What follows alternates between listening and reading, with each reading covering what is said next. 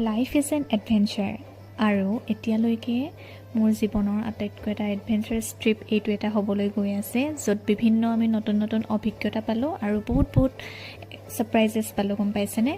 আৰু লাইফটো সঁচাকৈ বহুত চেলেঞ্জেৰে ভৰপূৰ নহয় জানো?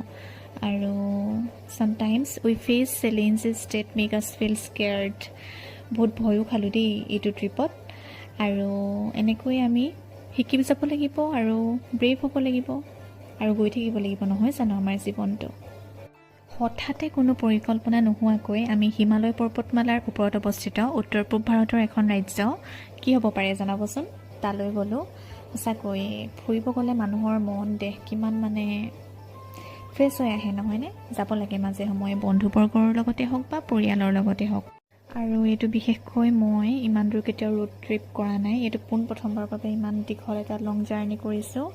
আৰু আমি গৈছিলোঁ ছিকিমৰ ৰাজধানী গেংটক।